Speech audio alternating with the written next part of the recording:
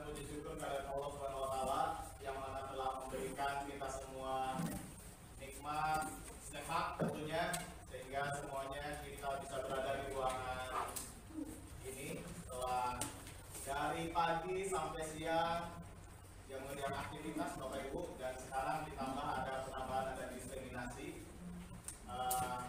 Tapi alhamdulillah kita semua sehat semua ya Bapak Ibu ya. Sehat. Atas nikmat sehat yang diberikan oleh Allah Subhanahu wa taala, kita wajib mensyukurinya dengan ucapan alhamdulillahirabbil alamin. Alhamdulillah. Dan kedua, tidak lupa pula saya mengucapkan banyak terima kasih pada yang terhormat Bapak Kalipan MPD selaku Kepala UPTD SMP Negeri 2 Jatang yang berkenan hadir dalam kegiatan ini, dan tentunya tidak lupa pula kepada Bapak dan Ibu guru hebat yang sudah berada di sini dan sudah ya senang semuanya sudah melakukan sholat dan sekarang sudah bisa mengikuti kegiatan pada siang hari. Untuk kegiatan kali ini di sini ada kegiatan diseminasi, yaitu bisa Bapak lihat ya, ini adalah menyebarkan pemahaman dan pemaparan pengalaman budaya positif. Nah sebelum menginjak ke acara inti, ada sepatah dua kata dari Bapak Kepala Sekolah kita, dari Bapak Kalipan MPD untuk memberikan pembukaan sambutan kepada Bapak Kalipan MPD waktu dan tepat. Saya persilakan. Assalamualaikum warahmatullahi wabarakatuh. Waalaikumsalam warahmatullahi wabarakatuh.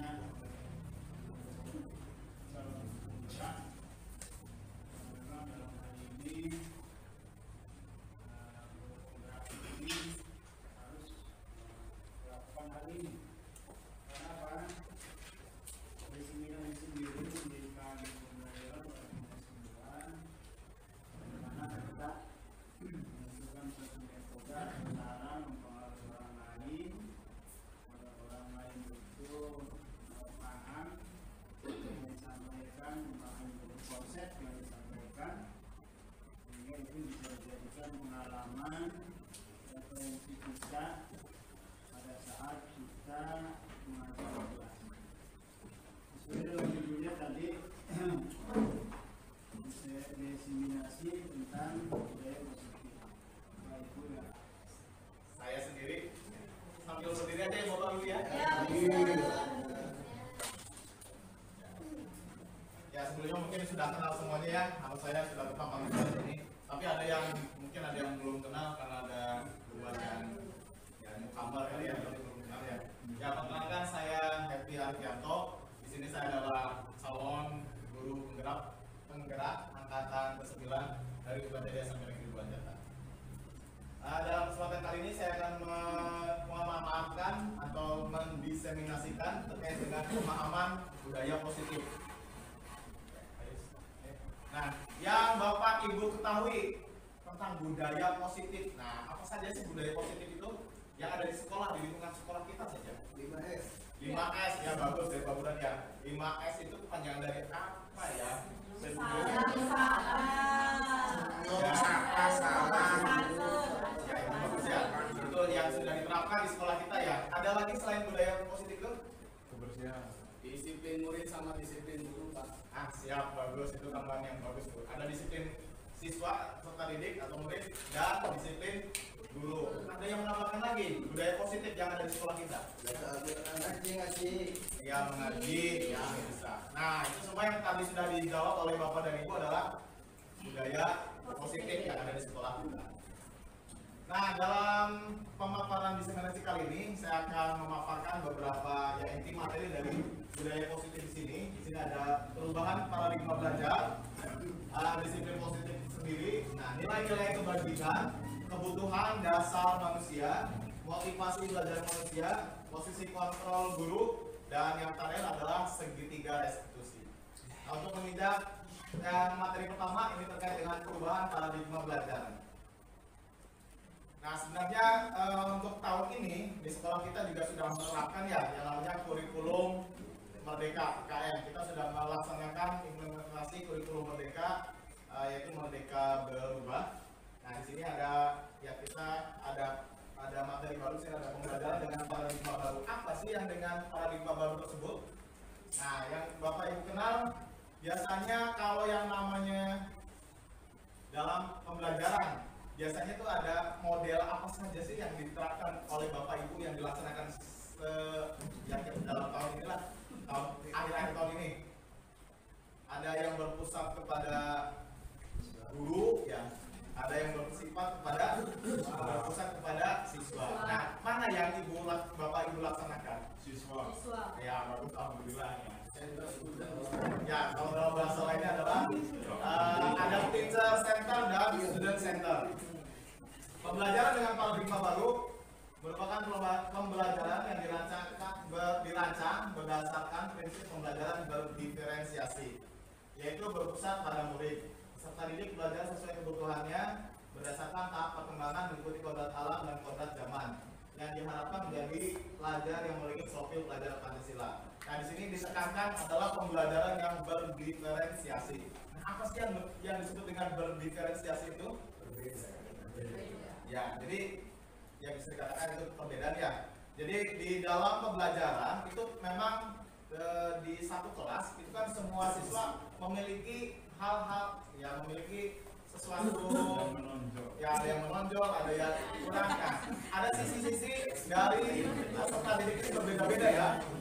Nah itu makanya kita di sini diterapkan supaya pembelajarannya itu adalah berdiferensiasi. Jadi melaksanakan pembelajaran yang sesuai dengan kebutuhan si peserta didik tersebut. Dan tentunya yang sekarang ditekankan adalah terkait dengan profil pelajar Pancasila. Nah di sini harus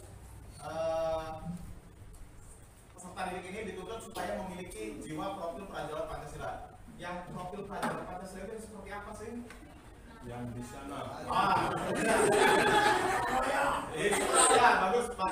Ya, kan di sekolah kita memang sudah terpampang ya, sudah ada sosialisasi terkait dengan profil pelajar Pancasila. Tapi mungkin kalau Bapak Ibu ya mungkin dilihat ada di tampilan sini ya, sudah terlihat ya. Ya kita sebagai guru, nah kita juga harus sering mensosialisasikan juga kepada peserta didik apa sih itu profil pelajar Pancasila. Tadi sudah disebutkan oleh Pandang, pertama bergotong royong. Tapi ada yang pertama itu apa?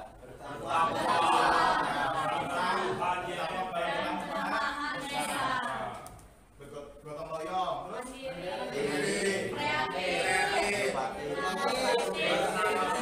bernalar kritis,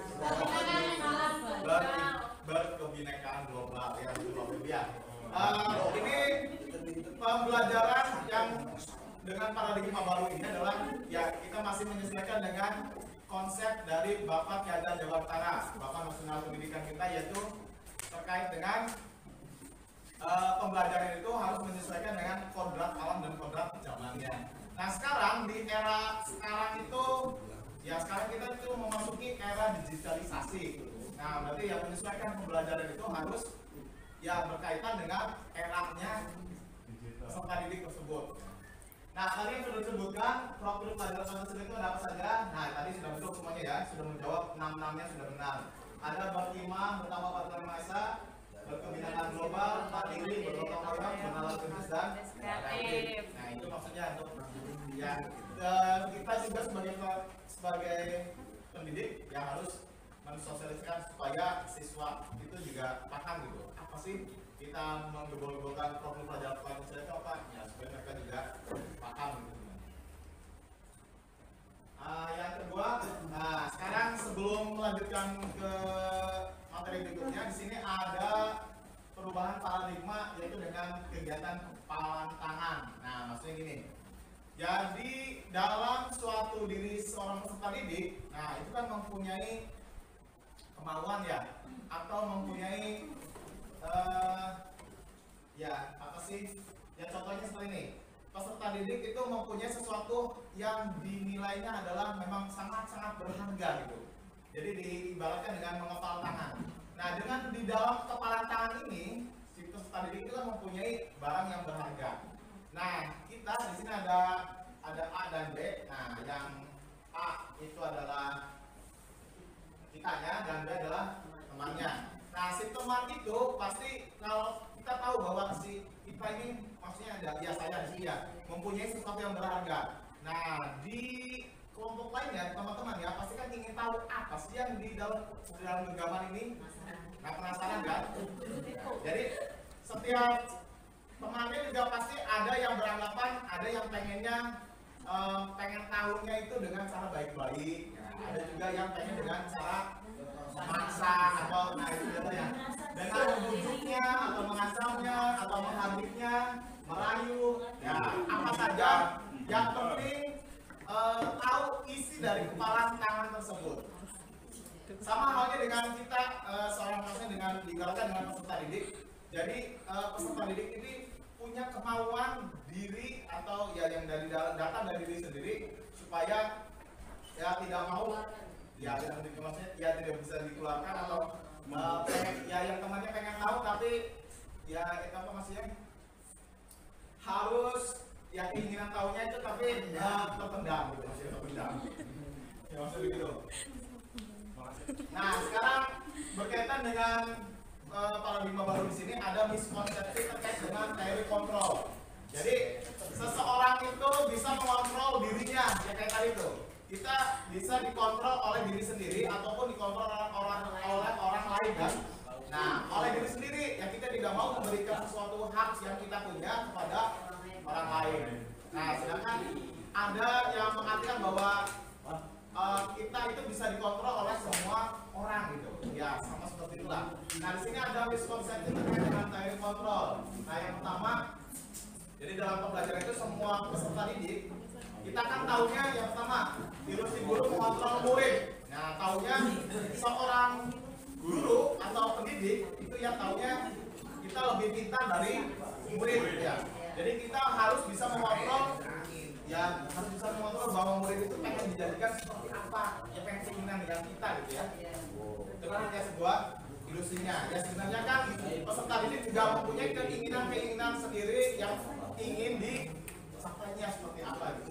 Nah yang kedua, ada ilusi bahwa semua penguatan positif itu efektif dan bermanfaat.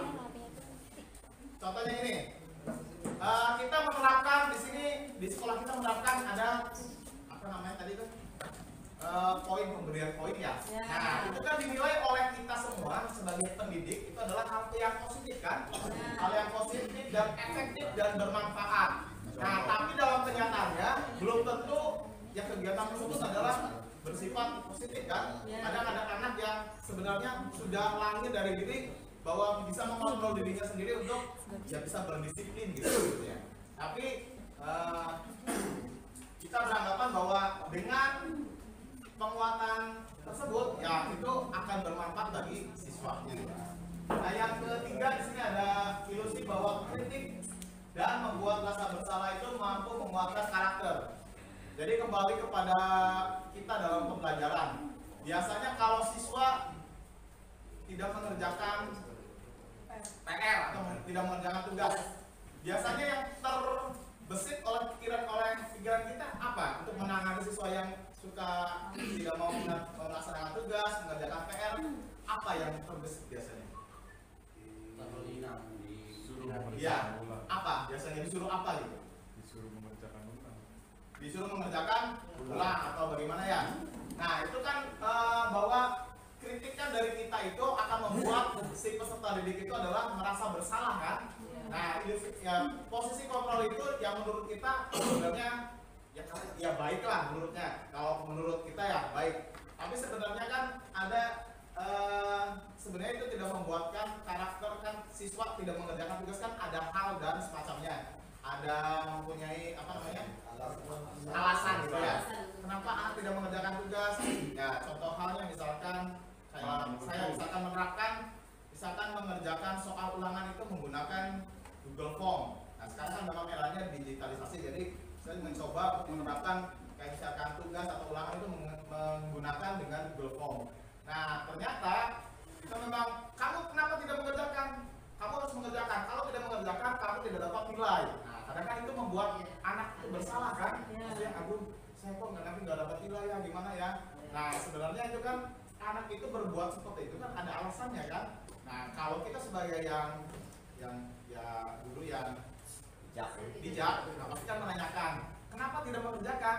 Nah pasti kan ada alasannya. Pasti dijawab oleh anak. Ternyata memang kemarin saya menerapkan yaitu ada beberapa alasan. Pertama memang karena tidak punya HP. Yang kedua ada yang tidak punya kuota. Alasannya itu alasannya. Tapi ya dari alasan-alasan tersebut kita harus bisa mengemas bagaimana mencari solusinya supaya anak itu bisa mengerjakan. Ya banyaklah yang kita bisa kasih solusi-solusi tegas supaya anak bisa tetap melakukannya. Dan yang terakhir adalah ilusi bahwa orang dewasa itu berhak memaksa. Ya kembali kayak tadi lah. Kadang kita tidak sadar atau tidak menyadari kita itu suka memaksa peserta didik kadang ya. Kadang anak-anak kalau ada Bapak Ibu di sini coba dengarkan, jangan ngobrol. Nah itu kan sifatnya memaksa ya. Kalau ribut ya memang ya ada pengalaman sisi lagi ada ya maksudnya dari pengalaman saya sendiri itu maksudnya ya. Kadang misalkan kita sedang menerangkan ada ngobrol, kalau sudah ada guru di depan, tolong didengarkan, jangan ngobrol sendiri atau jangan sampai ngantuk itu ya. Nah kan seperti itu ya. Nah itu kan memaksa kehendak anak supaya menurut kepada kita kan. Nah sebenarnya ya kembali itu. Jadi mengontrol ya seorang itu tidak semuanya dengan kemauan dari diri kita dari pendidik gitu. Tapi ya kembali lagi kita harus menilai atau melihat dari peserta didiknya tersebut. Nah di sini ada mengubah paradigma stimulus respon menjadi pendekatan stimulus kontrol.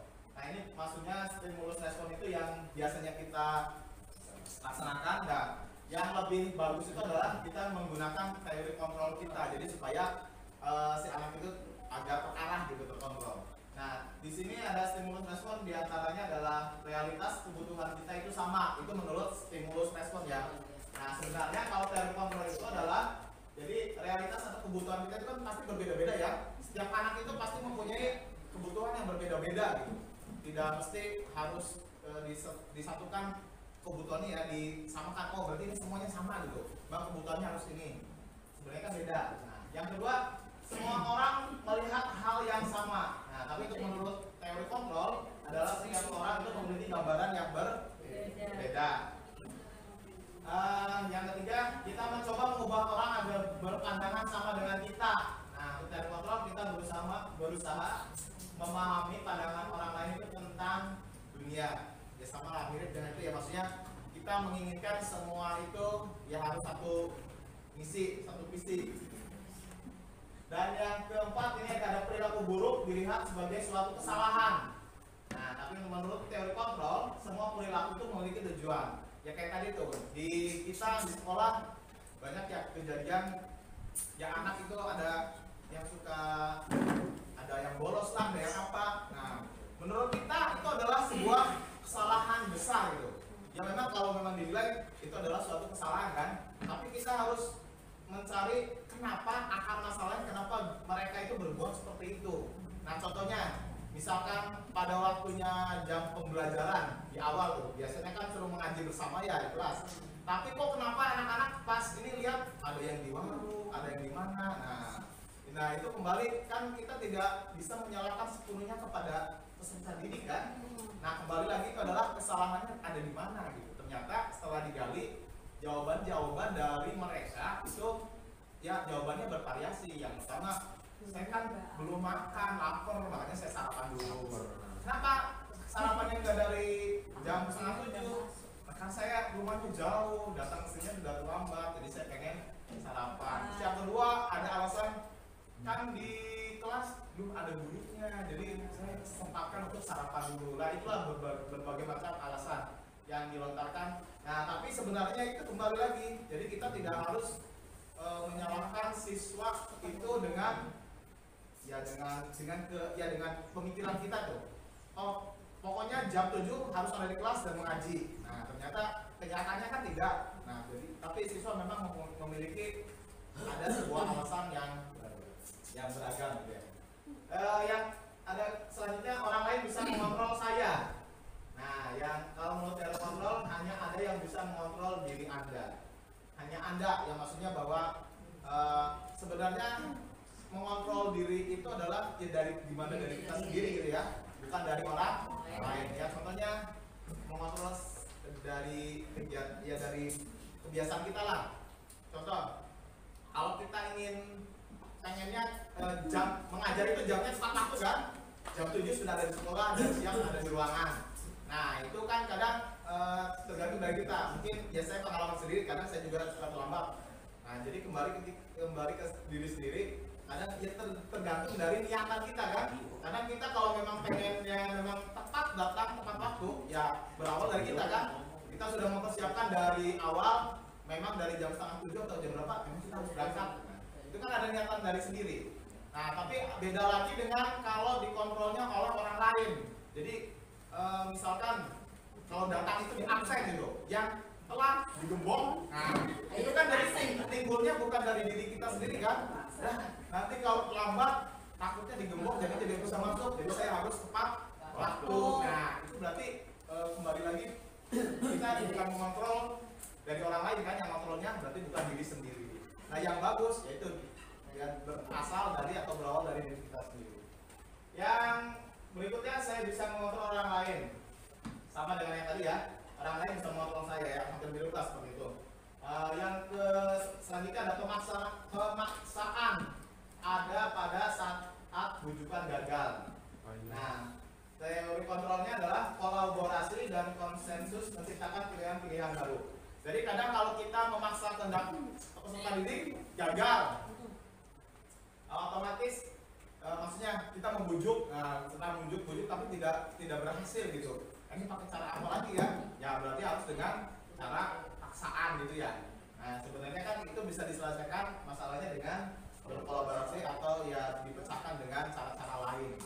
Dan yang terakhir adalah mode berpikir menang dan kalah. Nah kalau untuk teori kontrol ada model berpikir menang dan menang.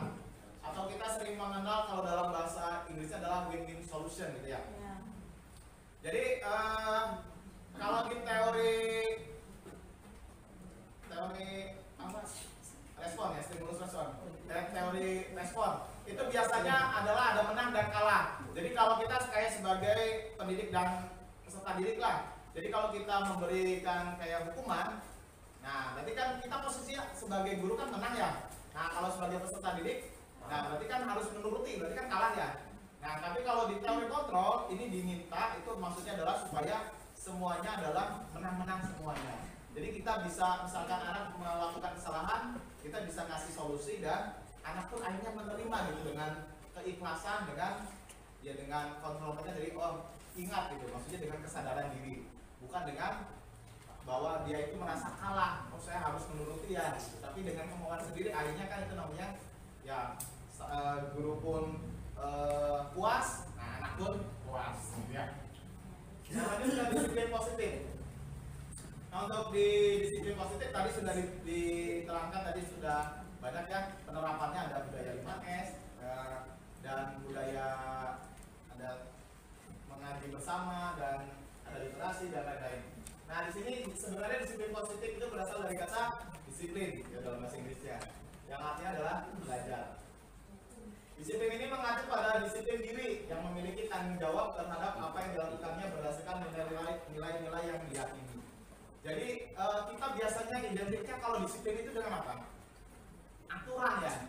Nah biasanya kalau disiplin itu biasanya identik dengan aturan. Jadi yang namanya siswa bisa dikatakan itu disiplin kalau mematuhi aturan gitu. Jadi contoh kayak ini, kita menerapkan misalkan pas upacara disuruh anak baris, nah tidak barisnya lama, nah anak itu tidak disiplin ya. Yaitu kembali lagi ke kita bagaimana menerapkan disiplin anak itu supaya timbul dari dalam dirinya sendiri gitu. Ya itu disebut dengan disiplin positif. Jadi anak itu tidak harus kita pacu, kita pecut supaya supaya nampak disiplinnya gitu. Tapi harus berdasarkan atau berawal dari diri sendiri. Ya contohnya kayak misalkan yang tadi senyum salam sapa ya 5S ya.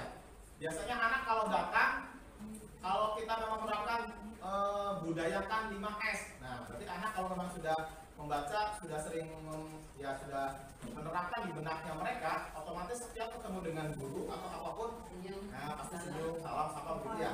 Tidak harus jadi kodong lah. Atau misalkan disiplin tepat waktu datangnya. Jadi ya kayak tadi berawal dari kayak tadi tuh, misalkan karena timbulnya dari ketakutan tuh, karena takut kalau nanti terlambat akhirnya dihukum. Nah makanya itu berarti kan ya sama, itu berarti belum berasal dari diri sendiri disiplinnya ya. Tapi yang disiplin positif ini yang menciptakan ya penerapan disiplin yang bertujuan untuk menumbuhkan kesadaran serta memberdayakan peserta didik tanpa imbalan, tanpa penghargaan, ancaman atau hukuman. Jadi memang semuanya itu kesadaran diri untuk menerapkan disiplin tersebut. Contoh kayak misalkan di dalam kelas, yang bisa menjawab dapat 50.000. Nah itu berarti kan kesadarannya itu bukan berdasarkan atas dari diri itu pengen itu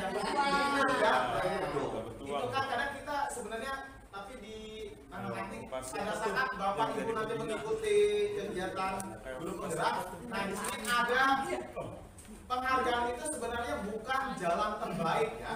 Jadi ya sebenarnya kayak memberikan hukuman, memberikan penghargaan itu sebenarnya tidak baik kepada peserta didik. Nah nanti saya juga baru menemui bahwa kalau ngasih reward misalkan anak yang pandai atau misalkan bisa menjawab dikasih permen gitu. Nah itu nanti memang awal-awal memang kayaknya memacu, memotivasi supaya anak itu bisa aktif gitu ya. Tapi nanti kesananya hadiahnya itu lagi itu aja. Nah nanti kalau jawab kan akhirnya, nah itu kembali itu ada sisi negatif dan sisi positifnya. Jadi kadang penghargaan atau reward itu tidak selamanya adalah baik gitu ya. Tidak selalu baik. Atau hukuman juga sama. Hukuman yang tidak mengenakan sepatu atau ya itu tidak ya dihukum, misalkan disuruh lari-lari kan atau disuruh berdiri di lapangan menghadap bendera. Nah itu sebenarnya kan memang hukuman, memang anak taat ya, nurut gitu. Tapi nurutnya karena apa? Dipaksa. Tapi kalau memang anak itu sudah tahu sadar dengan dirinya harus seperti apa, nah dia pasti akan menjalaninya dengan perasaan yang nah berarti kita bisa simpulkan sebagai pendidik, tujuan kita adalah menciptakan peserta didik yang memiliki disiplin diri sehingga mereka berperilaku mengacu pada nilai-nilai kebajikan universal dan memiliki motivasi intrinsik dalam perubahan perilaku ke arah yang lebih baik.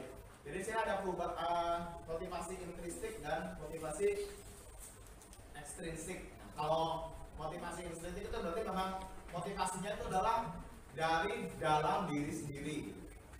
Kalau motivasi ekstrinsik ya kayak tadi contohnya, karena tahu dapat imbalan lah, penghargaan, dapat hukuman, nah dan sebagainya itu karena motivasinya itu adalah berasal dari luar.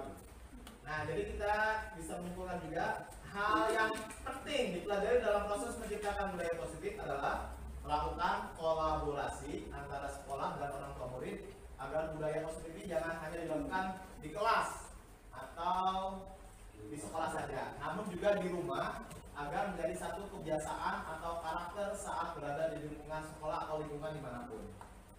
Jadi kita bisa berkolaborasi dengan orang tua, misalkan memang anak itu ya kurang disiplinnya atau kurang apanya, kita bisa mengobrol dengan memanggil orang tua atau kita home visit ke rumah. Nah, kita bisa menerapkan supaya bisa berkolaborasi untuk mendidik supaya peserta didik itu menjadi yang kita inginkan. Jadi yang mempunyai profil pelajar Pancasila.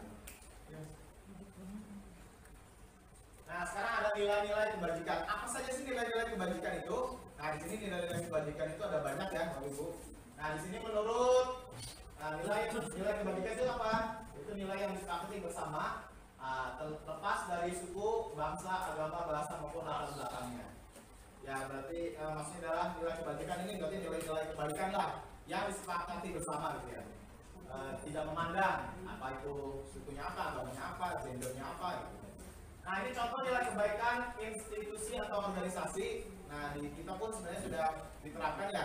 Ini pertama bisa diambil dari profil pelajar Pancasila yang mana tadi sudah disebutkan sebelumnya, sudah ada 6 profil pelajar Pancasila, yaitu bertakwa kepada Tuhan Yang Maha Esa, mandiri, bernalar kritis, berkebinekaan global, bergotong royong dan kreatif. Dan menurut IBO Primary Years Program, sikap murid yang harus punya atau yang nilai-nilai kebajikannya ada apa saja? Ada toleransi, rasa hormat, integritas, mandiri, menghargai, antusias, empati, keingin-tahuan, kreativitas, kerjasama, percaya diri, komitmen. Ya, semuanya ini adalah nilai-nilai kebajikan yang bisa kita terapkan sebenarnya. Kita bisa mengolah peserta didik supaya menjadi mempunyai nilai-nilai kebajikan seperti itu. Dan yang terakhir adalah terkait dengan keterampilan hidupnya atau life skill-nya. Ini ada dapat dipercaya, lurus hati, dia dapat dipercaya berarti bahwa siswa itu adalah bisa jujur, bisa diambil ucapannya, lurus hati, pendengar yang aktif, tidak merendahkan orang lain, memberikan yang terbaik dari diri. Nah, sebenarnya ini nilai-nilai ini juga sudah tertuang di sekolah kita dengan janji pelajar yang dibacakan oleh peserta didik yang dibaca oleh setiap hari. Ini nah, itu kan sudah termuat semuanya ya, nilai-nilai kebajikan. Nah, sekarang terkait dengan nilai-nilai kebajikan tersebut atau perilaku motivasi dari peserta didik pasti berawal dari kebutuhan dasar dulu ya. Berawal dari kebutuhan dasar, kenapa mereka berperilaku seperti ini dan seperti ini. Jadi kebutuhan dasar di sini adalah segala sesuatu yang kita lakukan untuk mendapatkan apa yang kita inginkan. Seluruh tindakan yang kita lakukan memiliki tujuan tertentu dan semua usaha terbaik yang kita lakukan adalah dalam rangka agar kebutuhan dasar kita terpenuhi dengan baik. Jadi yang namanya manusia itu pasti mempunyai kebutuhan dasar. Nah, kebutuhan dasarnya apa? Nah, menurut teori ada 5 kebutuhan dasar manusia. Nah, yang pertama ini adalah terkait dengan fisiologis atau dengan ketahanan hidup. Jadi itu adalah kebutuhan dasar utama manusia yang harus dipenuhi. Yaitu apa saja? Ya, terkait dengan makanan, minuman, kesehatan. Jadi kadang kalau ada anak di sekolah bawaannya tuh ngantuk terus. Ada ya, kadang suka lihat kita lagi belajar anak bawaannya tidur lah apa gitu ya. Tidur-tiduran kita sudah mengingatkan ternyata tidur. Nah, kita tidak bisa menjelas bahwa itu malas kan. Nah, tapi kita kalau tahu, kita menelusuri kenapa dia berperilaku seperti itu, nah ternyata kebutuhan dasarnya itu tidak terpenuhi. Bisa jadi dia maksudnya di rumahnya misalkan ibu bapaknya lagi nggak ada, misalnya dia mau makannya lagi susah gitu, misalkan lagi ditinggal ternyata nggak ditinggalin makanan. Nah, jadi kan nggak makan di sekolah, pas itu nggak bawa uang, jadi tambah lemes gitu ya. Atau bisa jadi karena belum minum susu kan. Itu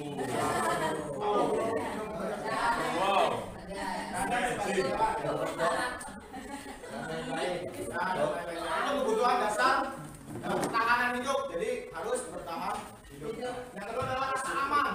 Jadi kebutuhan dasar manusia itu ingin supaya dapat supaya kita ini supaya aman gitu. Tidak ya aman dalam arti bisa di sekolah berarti aman dari perilaku jahat dari teman-temannya, apa dari sebagai peserta didik misalkan dapat hukuman ya, tapi insya Allah di sini tidak ada. Nggak ada yang hukum di sini. Nah, yang ketiga itu adalah terkait dengan kebutuhan sosial. Di sini kebutuhan sosial itu adalah kebutuhan yang ingin ada afeksi, berarti ingin dihargai. Jadi pasti setiap orang kan pengen dihargai kan? Ya sama dengan kita lah sebagai pendidik, kan kita juga pengen dihargai oleh peserta didik kan? Kalau kita sedang mengajar ya pasti anak-anaknya tuh pada mendengarkan kan atau apa, itu kan ada rasa ingin dihargai juga kan? Ya sama dengan peserta didik pun ingin dihargai gitu. Ya kita bisa menghargai contohnya dalam hal kecil, anak misalkan bisa mengerjakan sesuatu gitu, bisa mengerjakan sesuatu. Nah, terus kan kita bisa misalkan memberikan penghargaannya, tapi bukan penghargaan dalam berupa materi ya, dengan motivasi contohnya, oh anak bagus, misalkan kamu bisa mengerjakan ini ya, perkalian ini apa ini, kamu bagus deh, hebat. Nah, itu kan juga ada rasa mensupport atau mempunyai penghargaan gitu ya. Yang ke penghargaan kamu ya, pencapaian sebelum prestasi. Dan terakhir itu adalah ada aktualisasi diri. Nah, berarti seorang peserta didik itu pengen keberadaannya itu ya terlihat ada gitu, bisa mengaktualisasikan diri. Nah, contohnya yang bisa eksis gitu. Ada peserta didik itu yang hobinya ya pengen mengatur gitu. Ya, contoh bisa mengatur ya, itu biasa ada bibit-bibit untuk menjadi ketua pengurus OSIS lah atau apa gitu ya. Nah, itu kan sudah terlihat tuh. Ada pengennya tuh anak tuh pengennya ngatur lah apa ya. Ya kita bimbing supaya bisa jadi kubu. Ya, supaya diarahkan supaya menjadi yang terarah. Nah, terakhir dan berikutnya ada motivasi belajar manusia. Nah, ini kembali yang tadi tuh kembali terkait dengan disiplin. Jadi motivasi diri dari anak itu muncul dari beberapa aspek ya. Tadi yang sudah disebutkan ada motivasi intrinsik dan motivasi ekstrinsik. Nah, apa saja motivasi ekstrinsik itu adalah ya tadi, karena motivasinya adalah untuk menghindari hukuman atau tidak keamanan. Nah, yang berikutnya karena motivasinya adalah supaya dapat tadi tuh kalau kayak pagi biasanya kalau dalam menyebutkan apa, ayo yang mau dikasih pulang. Itu kan akhirnya memotivasi yang seperti yang bisa jawab lah, karena mendapat duit. Itu tidak baik Pak. Pengadaan atau dari orang lain. Nah, kalau motivasi intrinsik, nah ini adalah motivasi yang digaungkan, maksudnya supaya diterapkan oleh kita sebagai seorang peserta, sebagai pendidik, yaitu adalah untuk menjadi orang yang mereka inginkan dan menghargai diri sendiri dengan nilai-nilai yang mereka percaya. Jadi itu motivasinya adalah muncul dari dalam diri sendiri. Nah, kita pengen misalkan yang kalau namanya sebagai pelajar ya pasti pengen belajar supaya dapat ilmu, dan memang pengen motivasi dari situ. Atau misalkan di situ aturan sekolahnya datang harus tepat waktu, ya berarti memang kita memang ada pengen tepat waktu, gitu. Jangan berdasarkan karena takut dihukum. Ya, gitu.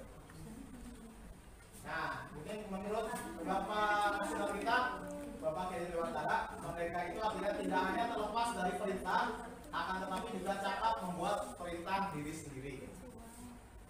Yang tadi motivasi internal atau motivasi intrinsik, yaitu menciptakan disiplin positif dan sikap merdeka.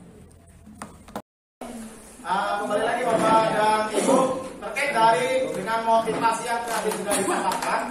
Nah, ini mengacunya kemana? Ya tadi motivasi itu karena ada apa? Nah, di sini ada kita mengenal ada hukuman, konsekuensi dan restitusi. Nah, di sini juga saya baru belajar ya di pendidikan singkat ini ya. Saya bisa mengenal yang namanya itu ada restitusi. Yang kita tahu itu biasanya kalau di sekolah adalah dengan hukuman ya. Hukuman. Nah, ini tapi ada hukuman dan konsekuensi ini kan mirip ya. Ya, hampir mirip lah bahasanya.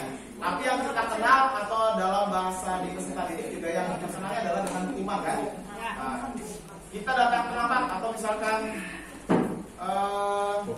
kalau tidak mengenakan seragam nih, Tidak lengkap. kan biasanya disuruh maju kan? Ayo maju. Nah, setelah selesai upacara biasanya disuruh disuruh lari kan, disuruh apa? Nah, itu kan tadi maksudnya apa itu? Hukuman kan? Nah, yang di sini adalah masalah hukuman. Jadi hukuman itu adalah tadi sifatnya adalah tidak terencana atau tiba-tiba. Murid tidak tahu apa yang akan terjadi, apa yang akan dilakukan, dan bersifat satu arah. Di antaranya adalah berupa hukuman fisik dan psikis. Jadi hukuman itu tidak hanya fisik saja kan? Kadang kita misalkan anak itu sedang bermain terus main pukul-pukulan namanya anak kan? Nah kita langsung menjudge bahwa itu adalah apa? Gas, apa yang begitulah. Dasar kamu susah diatur anak ini apa kan? Macam-macam itu juga kan sebuah kata-kata atau berupa ya itu maksudnya bersifat hukuman, tapi hukuman verbal. Atau misalkan anak tidak bisa menjawab, tidak bisa, susah banget menjawab. Aduh, dasar goblok. Nah, Astagfirullahaladzim. ya itu adalah hukuman yang atau misalkan kayak ini, yang harus menggunakan pakaian lengkap. Dasar O2SN. Yang tidak mengenakan pakaian lengkap, baris setelah upacara selesai. Pandang banget.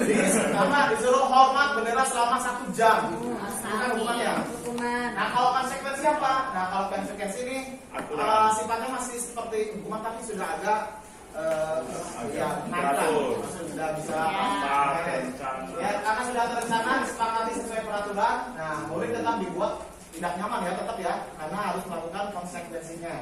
Dan sikap guru selalu memonitor murid. Nah, contoh, kan kita sudah melaksanakan ada pemberian poin. Nah, poin itu kan berarti kalau siswa tidak melaksanakan berarti harus tahu konsekuensinya kan? Nah, konsekuensinya apa? Nah, itu maksudnya adalah berarti terencana. Berarti kalau memang siswa tidak melaksanakan hal tersebut, otomatis dia sudah tahu, sadar konsekuensinya apa. Nah, contoh, misalkan konsekuensinya diterapkan di kelas. Kalau dalam pelajaran ibu atau bapak, kamu telat berapa? 5 menit. Kamu tidak boleh masuk pelajaran bapak ibu. Nah, itu kan berarti kan kalau konsekuensi ya. Sedangkan jadi anak tahu, misalkan, saya sudah telat nih. Kan konsekuensi itu sudah tahu, tidak boleh ikut pelajaran. Ya akhirnya udah, akhirnya langsung pergi dari. Akhirnya langsung jajan. Itu kantin. Terus yang kedua adalah Restitusi. sikap guru selalu memonitor murid. Ya kadang kalau kita sebagai misalkan kayak saya lah sebagai guru piket, misalkan tidak kebersihan, kan misalkan konsekuensinya apa? Ya berarti disuruh apalah. Nah berarti kan si murid juga kan pasti tahu yang harus dikerjakan. Jadi kadang kita kontrol. Nah itu kesalahannya apa nih? Nah, ternyata bawa HP nih. Nah berarti ya bawa HP konsekuensinya apa? Ya kan kalau kemarin konsekuensinya adalah diambil HP-nya dan dikembalikan pada saat kenaikan kelas ya. Itu dulu ya. Ya maksudnya nanti diambil nanti pada saat pembelajaran akhir semester berakhir. Nah, itu kemarin kan sudah tahu konsekuensinya. Berarti kalau anak memang sedang melanggar, ya dia harus melakukan seperti itu. Nah yang terakhir ini adalah ada restitusi. Nah ini juga mungkin Bapak dan Ibu pernah dengar kata restitusi. Nah, ini saya juga baru dengar pada saat pendidikan ini. Nah, jadi dalam ada tingkatannya ya, ada hukuman konsekuensi. Nah, yang paling diharapkan itu sebagai pendidik adalah menggunakan restitusi. Nah, restitusi apa itu? Proses menciptakan kondisi bagi murid untuk memperbaiki kesalahannya. Nah, dan proses kolaboratif yang mengajarkan murid untuk mencari solusi sendiri. Jadi kita tidak menjudge si peserta didik dengan memberi kalau itu hukuman ya. Kalau konsekuensi kan berarti si peserta didik yang tahu bahwa itu kesalahannya. Nah kalau ini restitusi berarti kita harus mencari solusi atau kita bisa menanyakan terlebih dahulu kendalanya apa, permasalahannya apa, dan kita bisa menemukan solusinya supaya terpecahkan dan si peserta didik pun bisa mampu menerapkan atau mencari solusinya dengan sendiri. Contohnya kita memberi masalah. Ya misalkan ya tidak memberi masalah ya. Contohnya gini, dia sering datang terlambat. Nah, sering datang terlambat nih. Guru piket itu sebel gitu. Bolak-balik anak ini lagi sudah berapa kali. Nah, kalau sebagai penghukum kita pasti menjajah kamu nggak terlambat terus sudah kasih poin aja lah atau keluar aja lah daripada ini terlambat lagi. Nah, itu kan menghukum ya. Itu kan menghukum dengan merasa memberi bersalah pada seorang peserta didik. Nah, kalau konsekuensi kan si peserta didik juga tahu kalau yang namanya terlambat berarti harus apa. Nah, kita kan disuruh membersihkan lingkungan halaman. Nah, kalau restitusi ya mungkin diajak pendekatan ini sifatnya mungkin seperti ke bimbingan konseling ya. Mungkin ditanya, kamu sering terlambat ini karena apa? Nah, jalannya rusak. Ya kan banyak. Ya itulah banyak. Nah, sekarang berarti kalau kamu tahu penyebabnya, Nah, penyebabnya kan sudah tahu, contohnya tadi jalannya rusak atau sepedanya dipinjam atau bocor. Nah, berarti kan nanti ke depannya kalau kamu terjadi seperti itu, kamu bisa apa yang harus kamu lakukan gitu kan, jadi kan tahu tuh solusinya. Nah, berarti apa? Kalau jalannya rusak, itu kan tidak bisa ya, berarti harus jalan kaki mungkin ya. Atau misalkan sering yang hal yang gampang lah, contohnya terlambatnya itu karena kesiangan lah ya. Kalau jalan rusak sama Tiduran. alam ya, tiduran gitu contohnya. Kenapa permasalahannya kenapa sering ketiduran? Nah, ini kan karena apa? Bergadang kan? Main Ya, game. main sampai pagi. Berarti kan kita bisa mencari solusi bersama tuh dengan anak. Nah, supaya tidak terjadi bangunnya kesiangan, harus apa? Nah, kan si anak bisa menjawab sendiri kan? Ya berarti jangan tidur, lalu malam kan? Nah, kita sudah menemukan solusi itu yang diminta. Jadi mungkin seperti itu ya. Mungkin itu adalah ya maksudnya sama berkaitan dengan bimbingan konseling, itu mengarah supaya peserta didik itu adalah menemukan kedisiplinan dari diri sendiri dan memotivasi itu awal berasal dari diri sendiri juga dan bisa memecahkan solusinya, gitu ya. Nah, jadi kita ya sekarang lah nanti mulai ada perubahan di budaya positif kita tidak boleh menjudge anak itu dengan serta-merta bahwa anak ini anak ini begini. Pasti permasalahan yang timbul itu mempunyai ya sebab akibat. Lanjut.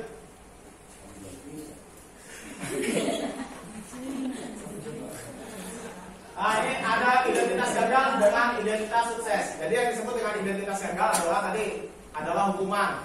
Nah, kalau identitas yang termasuk sukses itu adalah konsekuensi. Nah, tapi yang paling diinginkan adalah ini restitusi. Nah, contohnya kayak tadi itu, murid atau anak belajar menyembunyikan kesalahan. Nah, kalau konsekuensi ya berarti anak belajar taat peraturan. Nah, kalau restitusi berarti anak bisa memecahkan masalah. Nah, dan selanjutnya yang terakhir lah, tiba-tiba tidak diharapkan atau sangat melukai. Nah, itu berarti kalau hukuman ya. Karena hukuman itu kan kadang suka datangnya tiba-tiba. Kita kadang tidak ambil pikir anak sedang melakukan kesalahan. Ya sama lah, kita misalkan di rumah, anak misalkan berbuat sesuatu, itu kan otomatis dengan tiba-tiba kita ingin menghukumnya dengan apa, bisa dengan verbal kah, atau dengan fisik langsung kita yang ringan tangan. Kadang kalau lagi greget banget, gitu ya. Nah, kan ya fisik kan. Tapi kalau memang identitas yang sukses ya itu maksudnya bisa menerapkan, maksudnya ya bisa memilih lah bahwa itu kesalahan yang mana, fatal atau tidak, atau misalkan harus kita tanya konsekuensinya, anak sudah paham. Atau kalau dengan restitusi itu dengan mengadakan pendekatan dengan kolaborasi supaya anak itu bisa menemukan solusinya. Oke. Nah, sekarang posisi kontrol sebagai guru. Nah, kita posisinya sebagai apa nih? Di sini posisi kontrol di dunia pendidikan ini ada 5. Nah, di sini ada penghukum, ada pembuat rasa bersalah, ada sebagai teman, ada sebagai pemantau, ada sebagai manajer. Nah, yang manakah posisi bapak dan ibu ini termasuk?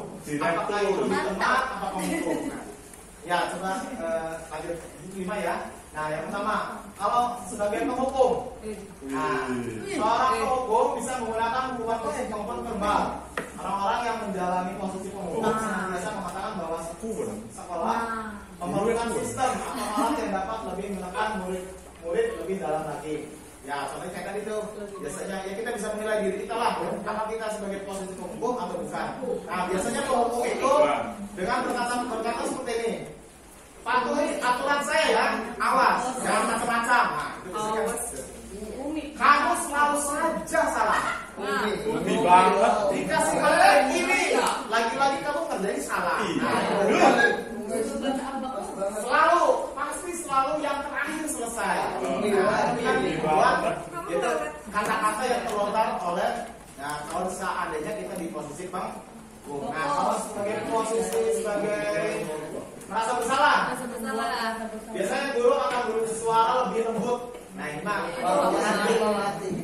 membuat rasa bersalah akan menggunakan keringat yang membuat orang tidak nyaman, bersalah atau rendah diri. Nah, biasanya kata-kata apa sih yang dilontarkan kalau memang kalau itu adalah sebagai posisi kontrol merasa bersalah? Ini contohnya biasanya dengan wali kelas nih biasanya ya. Anak ini melakukan kesalahan lagi. Kadang suka bilang, ibunya kecewa banget.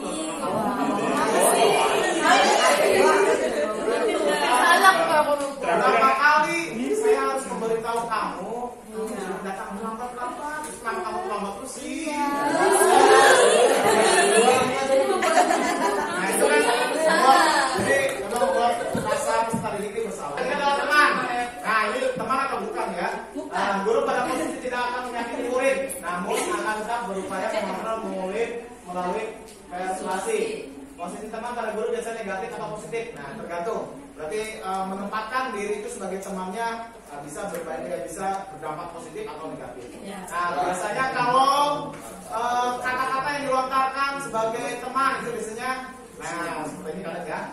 Ayo bantulah dari bapak, kamu jangan pelakar lagi ya. Ya seperti itulah. Sifatnya adalah sama halnya kita memposisikan bahwa peserta didik itu adalah teman ya. Atau ya sudahlah, lain kali kamu lakukan ini kalau misalkan rokok nih.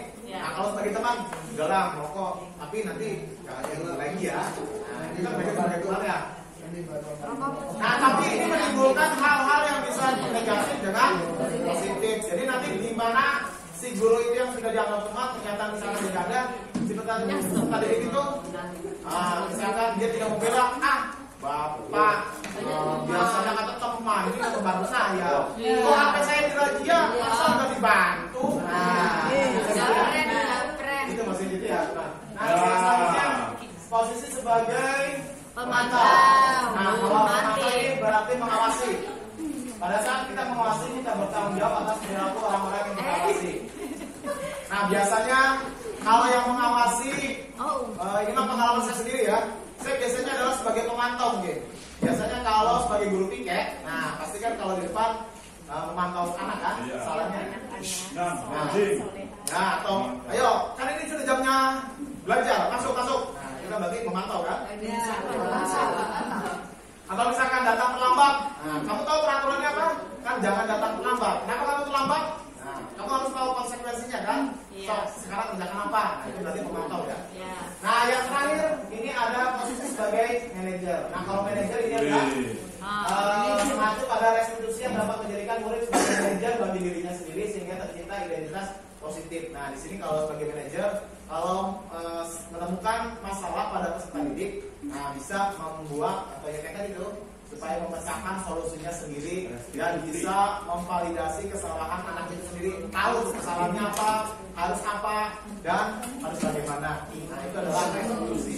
Jadi kita tidak harus kayak mungkin di sini contohkan mungkin kayak Bu Arianti lah, KBK ya, yang kemudian suka melakukan kegiatan seperti ini. Nah sekarang contoh 5 posisi kontrol guru ya. Nah ini kasusnya adalah siswa tidak mengenakan atribut pada saat upacara. Nah ini contohnya, ini kasusnya. Posisinya berarti apa gitu ya? Kalau sebagai posisi penghukum, nah pasti bilangnya seperti itu ya. Hormat pada bendera selama 7 jam. Nah kalau sebagai pembuat bersalah, berapa kali ibu atau bapak harus memberitahu kamu selalu saja melakukan mengecewakan. Nah kalau sebagai posisi sebagai teman, ayo dong ikuti aturan sekolah, tolong bantu ya. Nah, sudah tidak apa-apa, lain kali jangan sampai berbuat seperti ini lagi ya. Nah kalau pemantau, kamu sudah melanggar peraturan sekolah, kamu tahu konsekuensinya. Nah setelah upacara kamu beri atribut itu pasti dan jangan diulangi lagi. Nah kalau restitusi, nah ini apakah kamu tahu kesalahan kamu? Nanti menanyakan dulu kesalahannya apa. Dan kedua, nah kira-kira bagaimana kamu memperbaiki kesalahan kamu? Nah disuruh cari sendiri. Jadi kita mengontrol saja supaya mereka bisa menemukan masalahnya dan bisa mencari solusinya. Nah ini yang diharapkan adalah posisi manajer ya. Jadi bapak itu tahu sekarang bisa memposisikan nih kita itu sebagai apa itu? Apakah teman yang biasa sebagai teman atau sebagai penghukum atau manajer? Nah sekarang coba di tes ya. Di sini ada kasusnya nih. Ini kata-kata yang terlontar ini berarti ini maksudnya posisi kontrol apa ini? Saya bersalah kali dengan kamu. Berarti apa? Rasa bersalah. Membuat teman. Ini teman. Bukan. Membuat rasa bersalah. Coba kita jawabannya apa? Ada.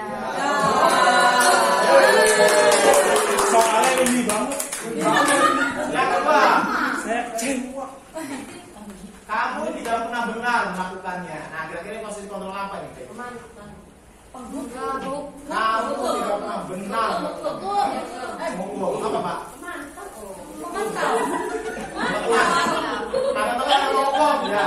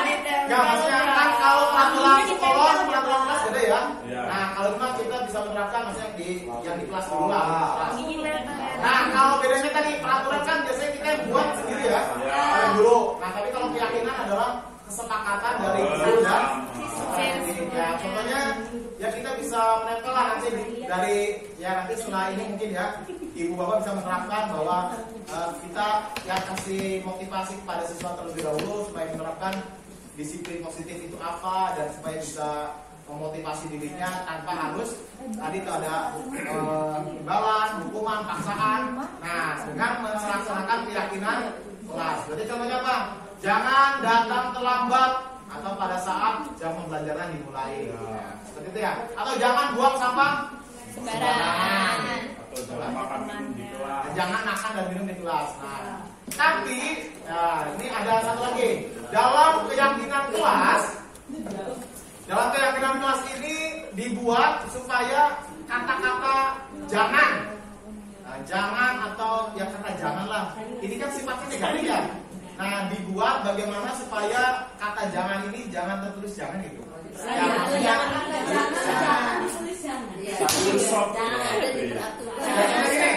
jangan membuang sampah sembarangan. Kita bisa membuat kalimat positifnya dengan ya, atau apa lagi ya? Makan minumnya di luar. Ya, seperti itulah. Jadi jangan mengatakan kata-kata yang jangan. Ya. Ya. Sudah selesai, sudah 1 jam. Lanjut, saya panggil. Keyakinan sekolah atau kelas. Nah, di sini guru berperan dalam mewujudkan dan memberikan keyakinan sekolah dengan adanya kesepakatan antara guru dan murid. Tadi sudah disebutkan ya. Keyakinan kelas atau sekolah berupa pernyataan universal yang mudah dipahami dan harus diterapkan dalam lingkungan sekolah atau kelas. Ini contohnya untuk membuat keyakinan kelas. Nah, ini adalah ciri-cirinya harus lebih abstrak. Nah, berupa pernyataan universal, sedikit saja agar mudah dimengerti, dibuat dalam bentuk kalimat positif. Nah, yang kayak tadi ya, tidak boleh menyatakan kata jangan. Semua warga kelas sekolah melibatkan saat pembuatan. Nah, terjemah kayak nah ini contohnya tuh ya. Nah, ini berarti nilai keyakinan yang ini kan cuma beda ya. Selalu kembalikan buku ke tempatnya. Nah, berarti itu memiliki keyakinannya adalah supaya bertanggung jawab, menghormati orang lain. Nah, itu benar dilarang mengganggu orang lain. Atau hadir di sekolah 15 menit. Nah, itu berarti komitmen atau menghormati orang lain. Nah, itu contoh-contohnya ya. Kita lanjut terus. Nah, ini tadi tahapannya adalah pertama berdiskusi mengenai peraturan yang disepakati bersama. Nah, nanti dibuat. Nah, setelah itu dirumuskan menjadi keyakinan. Nah, setelah itu ditempel di ruang kelas. Nah, yang terakhir ini adalah terkait dengan segitiga restitusi. Nah, apa sih segitiga restitusi? Ya tadi ya sudah dijelaskan sebelumnya. Proses menciptakan kondisi bagi peserta didik untuk memperbaiki kesalahan mereka sehingga mereka bisa kembali pada kelompok mereka dengan karakter yang lebih kuat. Nah, ini prosesnya. Proses atau tahapan didasarkan pada prinsip-prinsip utama dari teori kontrol, nah, yaitu ada menstabilkan identitas, validasi tindakan yang salah, menanyakan keyakinan. Nah, itu prosesnya. Berarti ada 3 tahapan. Jadi kita mau bisa menstabilkan identitasnya, berarti menanyakan apa sih yang diperbuat itu apa gitu. Nah, terus nanti menanyakan tindakan yang salahnya apa. Berarti kalau seperti itu kan salah, berarti apa penjelasannya. Nah, sekarang kita bisa menyaksikan contoh yang sudah saya terapkan dengan siswa yang terkait dengan segitiga restitusi ini. Kita bisa tonton bersama lah. Kan tadi sudah diterangkan ya segitiga restitusi apa. Nah, ini contoh praktek dalam penerapan segitiga restitusi pada siswa. Oh, ini tahapannya ya. Ya udah, lanjut. Nah, ini tahapan awal. Nah, itu menggeser identitas gagal ke identitas. Nah, untuk validasi tindakan yang salah, diantaranya adalah setiap pelaku berupaya memenuhi kebutuhan tertentu. Nah, guru akan bisa dari memberikan stimulus respon menjadi proaktif dan mengenali dan mengumpulkan murid dan memperbaiki hubungan dengan murid lain. Dan yang terakhir adalah menanyakan keyakinan. Nah, apa saja? Di sana murid akan diberi pertanyaan untuk menunjukkan motivasi secara intrinsik. Nah, mampu mengaitkan keyakinan dengan tindakan yang salah. Nah, ini adalah contoh videonya. Jadi di sini videonya adalah Solehudin sering datang terlambat ke sekolah sehingga beberapa mata pelajaran tertinggal materinya. Nah, kita saksikan ini contoh penerapan pada saat saya mempraktikkan dengan siswa ya. Suaranya bisa muncul nggak? Oh, dong.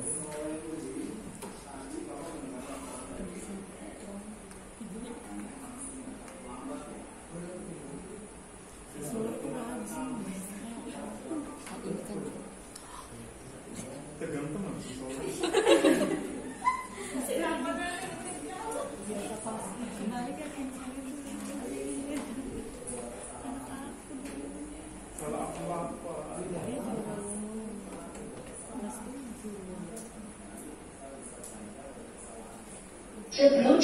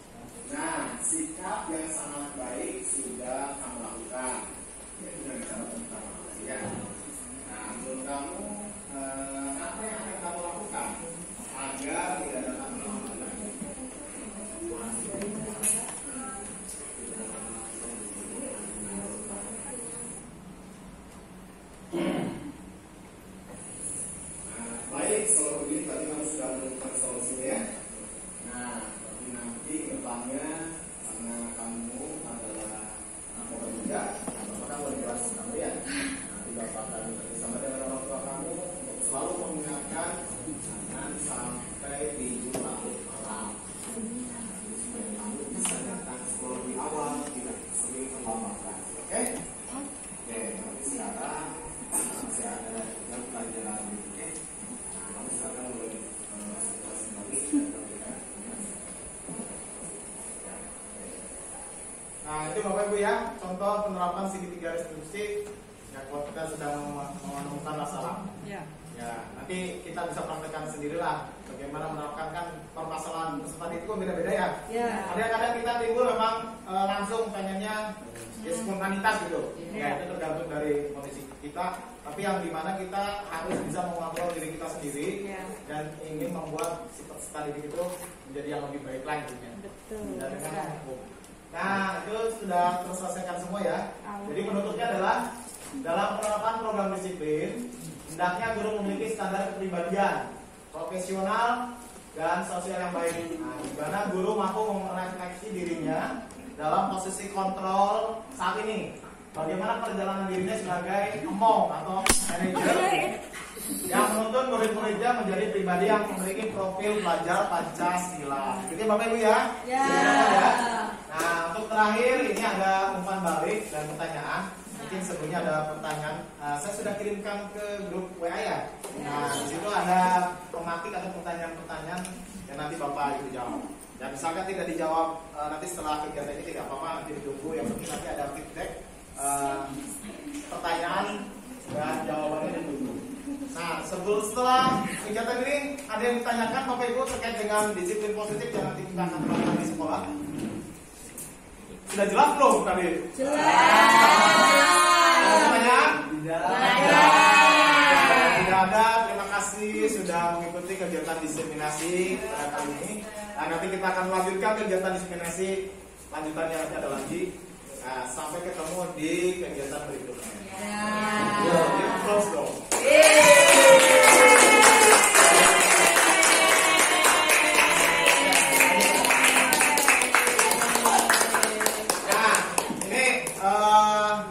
Dari guru penggerak apa? Nah, nanti yang guru penggerak silakan nanti lanjutkan ya. Bergerak gurunya. Bergerak.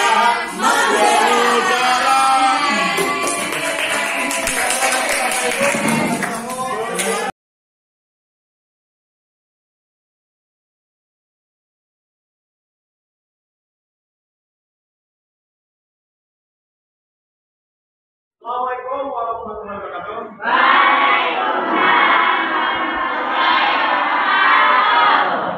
Good morning, everybody. How are you today? Okay, good. Hari ini sebelum kita mulai pembelajaran bahasa Inggris, kita akan membuat kesepakatan kelas dulu, atau bahasa lainnya adalah keyakinan kelas. Nah, keyakinan kelas ada yang tahu apa sih keyakinan kelas? Saya tahu. Ya, keyakinan kelas itu sama halnya dengan kalau bahasa lainnya adalah peraturan kelas. Atau kalau kalian kan ada yang namanya peraturan sekolah. Nah, tapi kalau di dalam kelas kita ini adalah peraturan kelas yang mengikat, tapi harus disetujui oleh kita semua, oleh kita sendiri dan kalian semuanya. Paham ya? Dan peraturan kelas atau kita sebut jangan peraturan kelas ya, kita anggap adalah keyakinan kelas. Nah, keyakinan kelas tersebut nanti kita harus buat bersama-sama. Kalau sudah terbuat dan sudah terbentuk wujudnya dan sudah ada keyakinan kelasnya apa saja, nanti kedepannya keyakinan kelas itu harus diterapkan dan kalian harus melaksanakannya. Keyakinan kelas itu kan timbul dari kalian sendiri ya. Nah, nanti kita akan buat bersama, kita akan bersama. Nah, nanti kalian sediakan ada sticky note ini. Nah, kalian nanti tuliskan kira-kira harapan kalian atau keinginan kalian itu keyakinan kelasnya apa? Atau kalau bingung dengan keyakinan kelas adalah kayak tadi itu maksudnya peraturan kelasnya. Jadi peraturan kelas yang harus disetujui oleh semua warga kelas yang ada di sini. Ya, semua siswa lah ya. Paham ya? Ya paham? Bisa dimulai? Bisa. Kalau begitu nanti setelah dibagikan tuliskan peraturan atau yang tadi keinginan kalian pengennya apa gitu. Contohnya ya kan ada ya 1-2 anak yang kalau habis makan minum es atau apa buangnya bersembarangan dia. Nah, berarti kalau itu menurut kalian bagus tidak? Tidak. Berarti harus apa berarti? Nah, berarti kalian boleh tulis itu jangan buang sampah sembarangan. Atau di meja, biasanya di meja itu kalian pengennya meja itu bersih atau kotor? Bersih. Nah, berarti kamu tulislah nanti itu jangan coret-coret meja. Dengan menggunakan pulpen maupun dengan menggunakan berarti kan bagus kan ya? Oke, sekarang berikan dulu ya. Di sini ada beberapa warna, tapi ini random saja ya. Ada yang bagian kuning, ada yang bagian ya sama saja ya. Oke. Ya dulu stop dulu deh. Stop, Pak. Pas tengok di sini, nah ini boleh nanti kalian bagikan mau random atau mau terserah dari kalian. Mau untuk kelompoknya, nah ini maunya warna apa? Pink. Coba nanti bagikan ya. 1 siswa 1. Hijau. Hijau ya. Ini ya. Oke, bagikan satu-satu ya. Nah ini. Ini warnanya bukan pink ya. Bagikan 1 siswa 1. Nah terakhir kuning ya. Kuning mana ini? Nah, bagikan satu-satu deh. Dibagikan gimana? Nah setelah kalian dapat nanti silakan tuliskan tadi yang diberitakan perintah bukan perintah apa namanya persetujuan kalian atau keinginan kalian supaya peraturan itu harus disepakati atau kayak di atas ya.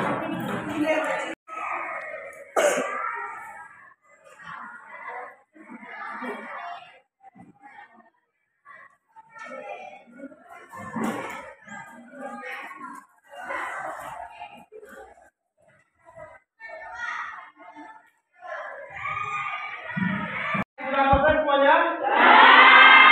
Kalau sudah selesai, nah hasil kalian yang tadi kalian sudah tulis nanti ditempelkan, nah baris aja lah biar ini ya. Untuk yang baris, ya baris yang pertama silakan tempel semuanya di bagian sini, di baris pertama ya. Jadi ditempelkan semuanya maju, tempelkan semua. Boleh berurut ya bebas lah 1, 2 boleh. Nah silakan tempelkan. Di tempel itu kan sudah dalamnya ya. Nah begitu. Ini terbalik nggak? Baris kedua lanjutkan dari ini. Tuliskan, tempelkan.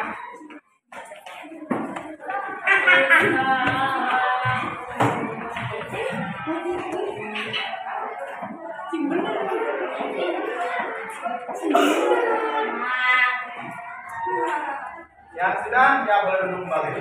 Baris ketiga, silakan tambahkan semuanya. Nah, terakhir baris keempat.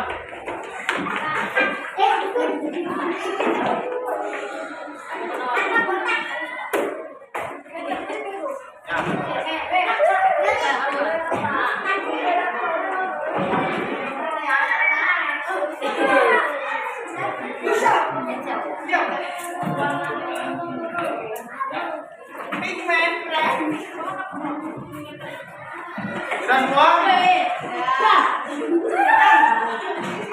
Oke, coba kalau sudah semua, nah coba dilihat dulu ya. Ini kalau kalimatnya sama nanti dijadikan satu ya. Nah, coba dari kelompok sini dulu. Menjaga dan merawat fasilitas kelas. Tidak boleh buang sampah di kelas. Jangan mengejek nama ortu. Nah, jangan berisik saat belajar. Ini sama ya. Dikelompokkan aja nih. Dilarang bullying di kelas. Berarti sama aja dengan mengejek ya. Berarti sama ini. Ini apa? Tidak merusak alat-alat kebersihan. Berarti di jaga merawat kelas lah sama ya. Tidak boleh buang sampah. Ini mah beda nih. Jangan membolos saat pelajaran. Nah, simpan di sini lah. Banyak ini mintanya ya. Jangan berisik ketika tidak ada guru. Berarti yang mana? Berisik. Nah, sini sama. Diwajibkan melaksanakan piket. Berarti kebersihan. Berarti yang mana? Ini mirip lah jawabannya. Stop dulu lah, stop. Nah, Iya. ini sudah dapat, sudah diklasifikasikan hasil keinginan kalian ya. Ternyata yang paling banyak adalah terkait dengan membuli. Nah, jadi teruslah bersatu. Hati-hati ya. 3 membuli, ya bisa membuli itu bisa membuli teman atau dengan ejekan atau mengejek nama orang tua ya, sama bully ya. Ini berarti sudah ya. Sekarang lagi di sini ada jangan makan di kelas. Cuma ada 2 ya jangan di kelas ya. Berarti apa? Jangan makan di kelas. Ya? Boleh membuang sampah. Ini cuma satu nih membuang sampah ya. Nah, dari sekian banyak berarti kalian senangnya membuang sampah sekarang udah cuma 1 nih. Oh, berarti alhamdulillah kalau 1 berarti memang kelasnya bersih terus ya. Jangan membuang sampah. Errol, stop dulu lah, udah kebanyakan dulu. Oke, sekarang kita sudah menemukan keinginan kalian sampai ada 8 di sini ya. Dari kumpulan tadi yang sudah kalian tuliskan sudah diklasifikasikan. Nah, terbentuk ada 8 keinginan kalian supaya tercipta kelas itu tertib dan nyaman, gitu ya. Ya, sekarang kita masukkan. Nah, dari kata-kata yang sudah kalian tulis, kebanyakan kita menulis kata jangan, gitu ya. Nah, tapi untuk keyakinan kelas, jangan ditulis dengan kata tidak atau jangan ya. Nah, kita samakan menggunakan ini kan bahasanya bahasa negatif. Nah, kita buat supaya kalimatnya mengandung unsur yang mengajak, bukan larangan, bukan apa, tapi sifatnya adalah mengajak. Contoh yang pertama, nomor 1, tidak membuli. Berarti apa? Nah, itu apa? Jangan tulis stop bullying atau jangan bullying, tapi menghargai sesama teman. Menghargai sesama teman. Dua, jangan makan di kelas. Berarti apa? Gitu, Cok. Apa ada masukan dari kalian? Jangan makan di kelas. Berarti apa? Tidak boleh makan di kelas. Jangan ada larangan tidak. Jangan makan di kelas. Hindari makan di kelas. Berarti boleh diambil apa? Ciptakan pembelajaran yang kondusif, ya.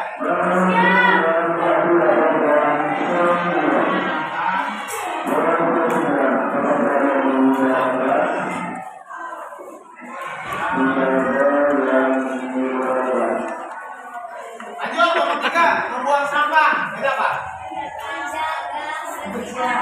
Menjaga kebersihan bersama, boleh. Jaga kebersihan. Sekarang berarti sudah kita temukan keyakinan kelas 7A. Nah, kelas kita harus apa? Tadi sudah ketemu ya.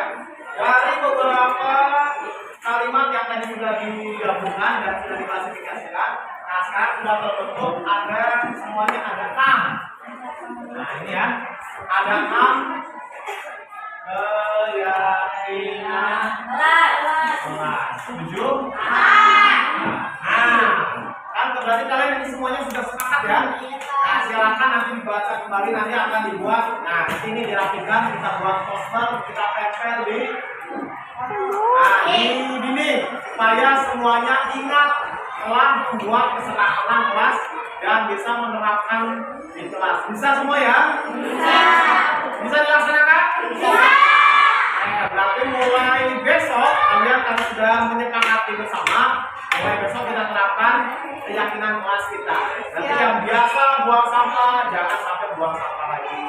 Yang biasa membuli nama orang tua atau membuli body shaming atau ya mengejek itu tidak boleh. Oke saja. Oke, jadi kalau sudah kita akan lanjutkan yang pembelajaran bahasa Inggris.